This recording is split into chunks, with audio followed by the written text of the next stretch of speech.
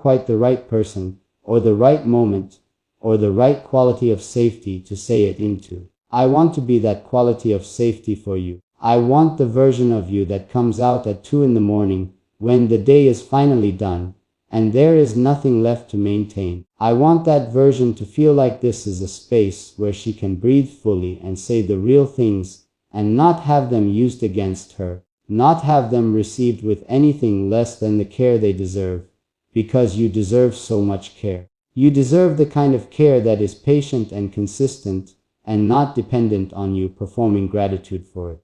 The kind that shows up without needing to be thanked for showing up. The kind that pays attention to the small things, because the small things are where the real person lives. Not in the grand moments, not in the highlights, but in the ordinary, ongoing, everyday texture of being alive. I want to pay attention to your small things. I want to know what makes you go quiet in the middle of a sentence. I want to know what makes you laugh before you've had a chance to decide whether you should. I want to know which songs find you in a feeling rather than you finding them. The songs that start playing and suddenly you're somewhere else, in some memory or some longing or some version of yourself that you don't visit very often, but that the music knows how to reach. I want to know your songs. I want to know the ones you play when no one else is around. The ones you sing to yourself, not because you think you sound good, but because the singing of them does something necessary, releases something that doesn't have another exit. I want to know those songs because they are a map of the interior of you, the parts that live underneath the daily presentation, the parts that are most essentially and privately yours. And here is something I've been wanting to say for a long time now, something that is connected to everything I've been saying about the bare-faced version of you, about the unguarded version, about the real version that exists underneath all the things the world has convinced you to put on top of it. I've been wanting to say this, and I keep finding reasons to hold off, keep finding ways to circle around it without landing directly on it. But I'm done circling. I'm going to land. You are more beautiful when you're not trying to be beautiful. I don't mean that as a paradox or a clever observation. I mean it as a completely literal and sincere description of something I have noticed and felt and know to be true. There is a thing that happens to your face, to any face, but to yours specifically in the way I am only able to speak to yours specifically, when you stop managing how you're being perceived. When the awareness of being looked at falls away and you're just living, just feeling, just being present in whatever is happening, without any part of you standing to the side monitoring the impression you're making. In those moments something opens up in your face that is more beautiful than anything that could be applied to it. Something moves freely that is usually held still. Something shines that doesn't need any product or technique to shine. It just does, because it is the natural light of a person who is fully inhabiting themselves. And that light is something that no cosmetic counter in the world sells. I want you to know that I see that light. I want you to know that it reaches me. That it has reached me, across whatever distance lies between us, through whatever medium your presence comes to me through, and landed somewhere in me that still feels warm from it. You don't have to do anything to produce that light. You don't have to prepare for it or arrange yourself for it or make sure you're ready when it comes. It is already there. It is there when you're laughing at something that caught you off guard.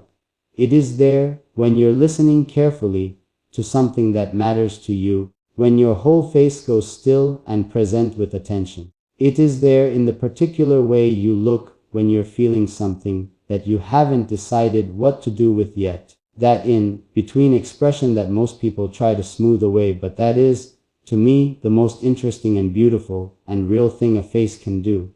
You are that light, not when you're performing it, not when you're trying to be it, just as you are. In your ordinary, unadorned, real light of day existence. You are that. I want to tell you something about the morning I'm imagining. Not a specific morning, not a morning with details I've invented, just the feeling of a morning. The atmosphere of one, the particular quality of what I imagine when I imagine what it would be like to be in a morning with you. I imagine it being quiet in a way that doesn't need to be filled. I imagine you existing in that early softness, not yet fully in the day, still trailing something of sleep, moving slowly and without urgency through the first quiet minutes. Your face bare, your guard down, your hair doing whatever it does when no one has intervened yet. And I genuinely imagine this, that I would not be able to look away. Not because of any one thing about how you look in that moment, but because of everything that seeing you that way would mean. Because of what it would mean that you were there, that you trusted me enough to be there, that whatever we had built together was strong enough that the morning version of you, the unguarded version, the real version, felt safe enough to just exist without armor. That image lives in me. It has been living in me for longer than I've been saying these things out loud. And every time I come back to it, every time I let myself sit in the warmth of that imagined morning, I feel something so clear and so full and so certain that I can't call it anything except love. Not the falling kind, not the electric and anxious kind that announces itself loudly and burns fast. The other kind, the slow, steady morning light kind, the kind that doesn't need drama to prove it's real, because its reality lives in the quiet rather than the noise. The kind that sees you without your makeup and does not see lack, sees everything, sees all of it, and stays, chooses to stay, wants nothing more than to keep looking, keep knowing, keep being in the presence of the specific and extraordinary and completely irreplaceable person that you are when you are just simply wholly yourself. I want you to do something for me tonight. I want you to go to a mirror, or find your reflection somewhere, a window, your phone screen, anywhere, and I want you to look at your face without deciding anything about it, without inventorying it, without the voice that lists what needs fixing. I just want you to look, the way I would look if I were there, with curiosity, with warmth, with the eyes of someone who is not looking for flaws, because they are not the kind of person who goes looking for flaws in things they love. I want you to try to see what I see, and if you can't quite get there tonight, if the habit of looking critically is too strong right now to see past, I want you to at least know that someone is seeing it.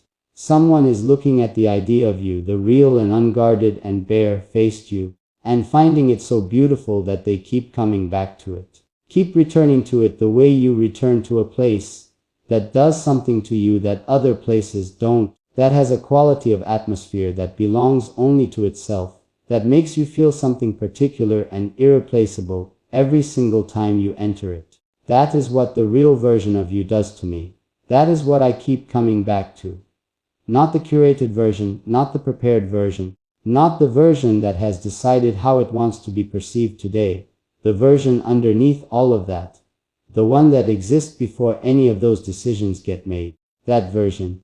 Yours. The one you've been taught to treat as a rough draft. The one I experience as the finished thing, the true thing, the most beautiful thing. And I want to stay in that for a moment longer, because I don't think you've been told this enough times, by enough people who actually mean it.